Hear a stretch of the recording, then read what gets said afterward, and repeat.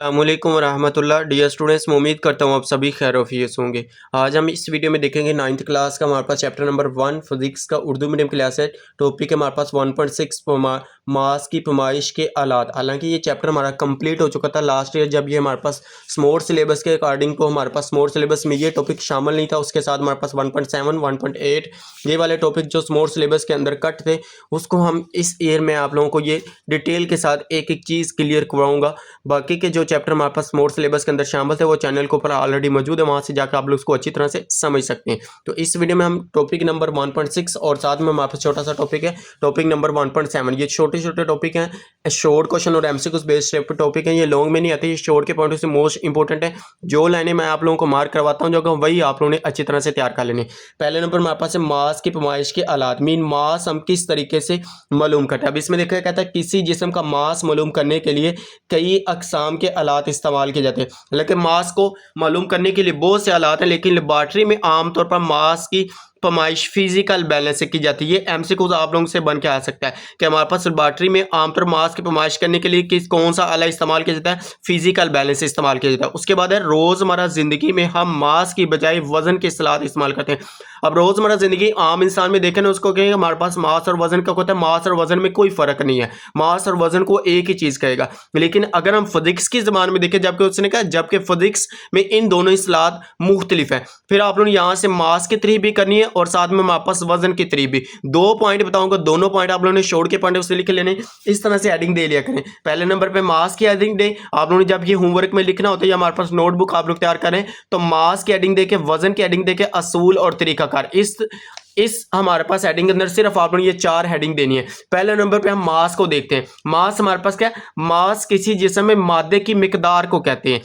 ये हमारे पास मास की तारीफ आ जाएगी। इधर तक आप लोग मास की तारीफ करनी। उसके बाद दूसरा आप लोगों ने पॉइंट इसका देना जी, मास का यहां से ये हमारे पास पॉइंट है, किसी जिस्म का मास मालूम करने के लिए इसका म्यारी मास से मुआजना किया जाता है। ये दो पॉइंट आप लोगों ने इसके लिख लेने। पहला पॉइंट मैंने आप लोगों को ये बताया, दूसरा हमारे पास ये बताया।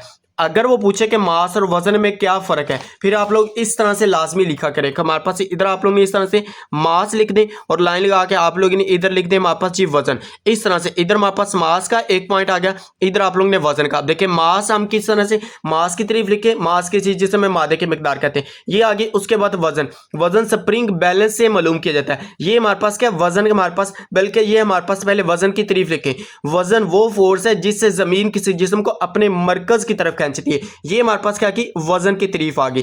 अब इधर आप लोगों ने क्या की, मास की तारीफ लिखी, इधर वजन की तारीफ लिखी। उसके बाद आप लोगों ने कहना है कि मास जो हमारे पास मालूम करने के लिए मैंने आप लोगों को ये दूसरा पॉइंट बताया कि यहां से लेके यहां तक ये मास मालूम करने के म्यारी मास से मुआवजा किया जाता है। अब वजन हम किससे मालूम करते हैं? वजन स्प्रिंग बैलेंस से मालूम किया जाता है। वजन जो हमारे पास ये जैसा कि ये स्प्रिंग बैलेंस है, इससे मालूम किया जाता है। तो वजन में आप लोगों ने दूसरा पॉइंट इधर आप लोग इस तरह से 2 पॉइंट देके मेंशन कर देंगे, तो आप लोगों को 2 नंबर का शॉर्ट पक्के कंफर्म 2 नंबर आप लोगों को देंगे। जैसे मैं आप लोगों को बता रहा हूं इस तरह से लिखेंगे, कंफर्म 100% आप लोगों को 2 नंबर पक्के मिलेंगे।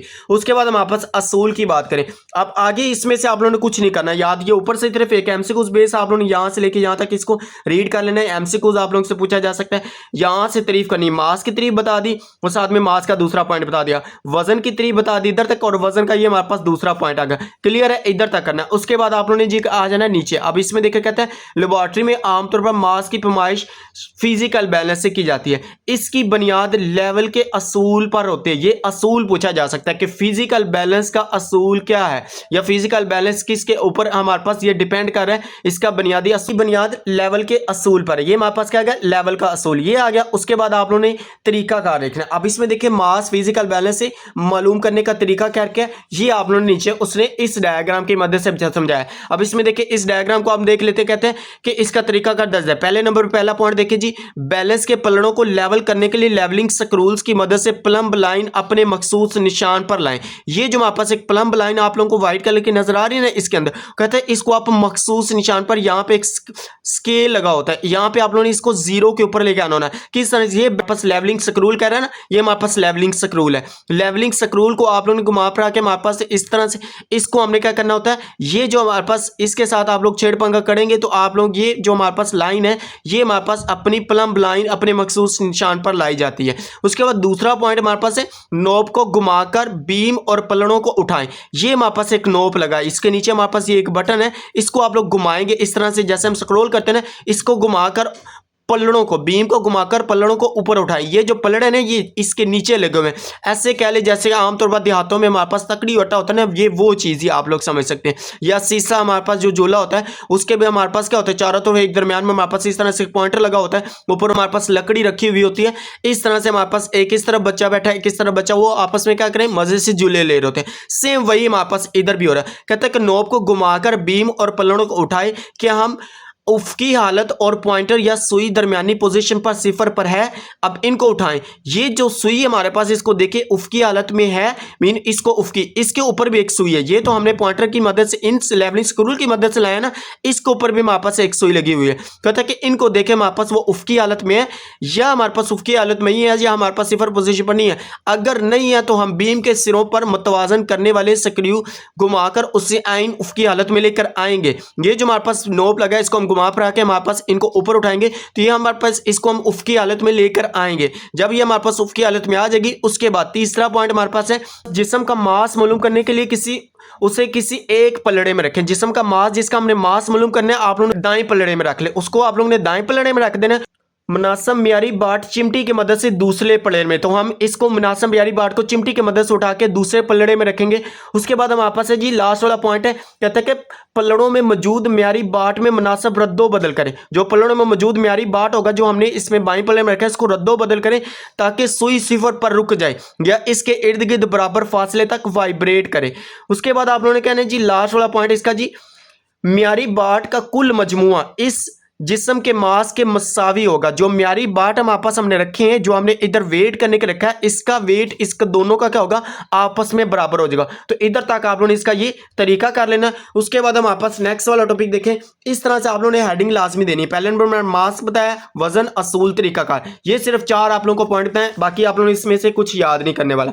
ये शॉर्ट के पॉइंट में से शॉर्ट में दोनों ही पूछ सकते हैं। ज्यादातर मोस्ट इंपोर्टेंट इस टॉपिक के अंदर मास और वजन वाला मोस्ट इंपोर्टेंट शॉर्ट क्वेश्चन है, लाजमी आप लोगों के पेपर में आएगा। इसको आप लोगों ने अच्छी तरह से कर लेना है। उसके बाद नेक्स्ट वाला टॉपिक है हमारे पास जी, वक्त के पैमाइशी आलात। मीन वक्त के जरिए मीन पैमाइशी आलात में सबसे पहले हमारे पास है स्टॉप वॉच। अब स्टॉप वॉच हमारे पास क्या है, ये हमारे पास एक 2 तरह की स्टॉप वॉच होते हैं। एक हमारे पास मैकेनिकल स्टॉप वॉच है, एक डिजिटल स्टॉप वॉच है। इस तरह से आप लोगों ने हेडिंग दे देनी है कि हमारे पास क्या स्टॉप वॉच की हेडिंग देनी। पहले स्टॉप वॉच की तारीफ लिखे। स्टॉप वॉच की तारीफ है किसी तजर्बे में वक्त कि एक खास वक्फे को मापने के लिए स्टॉपवॉच इस्तेमाल की जाती है। जो हमारे पास वो इसमें बता रहा है, हमारे पास 1.10 में बता रहा है शक्ल में, ये नहीं लिखना होता। आप लोगों ने सिर्फ यहां से लेके यहां तक स्टॉपवॉच की तारीफ लिखनी। उसके बाद आप लोगों ने लिखना है स्टॉपवॉच की अकसाम। स्टॉपवॉच की 2 अकसाम है, एक मैकेनिकल स्टॉपवॉच है, एक डिजिटल स्टॉपवॉच है। अब मैकेनिकल स्टॉपवॉच पहले आप लोगों ने लिखनी है, हेडिंग दे के यहां से लेके यहां से आप लोग ने इसकी मैकेनिकल स्टॉपवॉच का यहां तक आप लोगों ने करना है कि इसमें 2 सुइयां होती है। अब देखिए 1 2 सुइयां ना, जिनमें एक सेकंड और दूसरी मिनट को जाहिर करती है। एक सुई हमारे पास किसको जाहिर कर रही है, सेकंड को, और दूसरी सुई हमारे पास मिनट को जाहिर करती है। इस घड़ी में आमतौर पर डायल को 30 बड़े हिस्सों में तकसीम किया जाता है। अब इसको गौर से देखें, यहाँ पे हमारे पास ये जो डायल है ना, 2 4 6 8 10 12 14 16 18 20 22 24, ये हमारे पास 30 बड़े डायल में वो कहते हैं इसको तकसीम किया जाता है, जिसमें हर एक हिस्से को 1 सेकंड को जाहिर करता है। हर 1 सेकंड को जाहिर करता हूं, और 1 सेकंड को मजीद 10वें हिस्से में तकसीम किया जाता है। 2 से लेकर 4 तक इसमें 10 हिस्से हैं। अब यहां से आप लोग काउंट करेंगे ना, 1 2 3 4 5 6 7 8 और 9, ये 2 वाला हमारे पास इसका साथ 10 होगा। या आप लोग पीछे से काउंट कर रहे हैं 0 से, तो इधर से काउंट करेंगे हमारे पास 9 तक आप लोगों का 10 काउंट होंगे। इधर तक हमारे पास क्या, इसमें 1 सेकंड को मजीद 10वें हिस्से में तकसीम किया जाता है, जिसमें छोटे हिस्सों का दरमियानी फासला 1 सेकंड का 10वां हिस्सा होता है। लिहाजा इस घड़ी का लीस्ट काउंट। अब आप लोगों ने ये हेडिंग दे के लिखना है। इधर तक आप लोगों ने इसकी तारीफ लिखनी है, यहां से लेके यहां तक। तारीफ लिखने के बाद आप लोगों ने कहना है लीस्ट काउंट। मीन इसका मैकेनिकल स्टॉपवॉच का लीस्ट काउंट एमसीक्यूज भी बन के आ सकता है, या आप लोगों ने इसका जब शॉर्ट क्वेश्चन आएगा तो आप लोगों ने इधर तक तारीफ लिखने के बाद कहना है कि हमारे पास मैकेनिकल स्टॉपवॉच का लीस्ट काउंट 0.1 सेकंड है। इधर तक आप लोगों ने ये मैकेनिकल स्टॉपवॉच के अंदर लिख देना। उसके बाद आप लोगों ने हेडिंग देनी डिजिटल स्टॉपवॉच। अब डिजिटल स्टॉपवॉच नीचे उसने यहां पे बयान किया, ये उसने इसका तरीकाकार बताया। तो तरीकाकार को रीड कर लेते हैं, लेकिन आप लोगों को याद करने की जरूरत नहीं है। अब इसमें देखिए कहता है जी हमारे पास आम हालात में ये घड़ी साकन हालत में होती है, लेबोरेटरी में जाएगी नहीं, ये रुकी हुई है साकन हालत में। मीन इसकी सुइयां दोनों सिफर के ऊपर है, और इस दोनों सुइयां सिफर पर पोजीशन पर होती हैं। उसे स्टॉप वॉच इसीलिए कहते हैं कि उसे जरूरत के तहत चलाया जाता है और रोका जा सकता है। मीन स्टॉप वॉच को जब हमने कोई प्रैक्टिकल परफॉर्म करना हो या हम कोई तजर्बा परफॉर्म कर रहे हैं लेबोरेटरी के अंदर, लाइब्रेरी के अंदर, हम लेबोरेटरी के अंदर जाते हैं, कोई तजर्बा वगैरह परफॉर्म करना, फिर हम इसका यूज़ करते हैं। जब किसी वक्फे का दुरानिया मालूम करना हो तो उसके ऊपर एक नोब या बटन को दबाकर छोड़ देते हैं। अब इसके ऊपर एक नोब लगा, ये देखें तो बटन लगा ना, इसको जैसे आप प्रेस करेंगे तो ये स्टार्ट हो जाएगी। अब उसके बाद दूसरी दफा आप लोग इसको प्रेस करेंगे तो हमारे पास ये स्टॉप हो जाएगी। तीसरी दफा प्रेस करेंगे तो ये इसकी दोनों सुइयां सिफर के ऊपर आके रुक जाएंगी। इसका ये तरीका कार है। बस ये आप लोगों ने यहाँ से आप इसका उसने छोड़ देते हैं जिससे घड़ी चलने लगती है। उसे रोकना मकसूद हो तो इसी बटन को दोबारा दबाया जाए जिससे घड़ी रुक जाती है। वक्त का दुरानिया नोट करने के बाद उसे फिर सुइयां को वापस सिफर की पोजीशन पर ले आते हैं।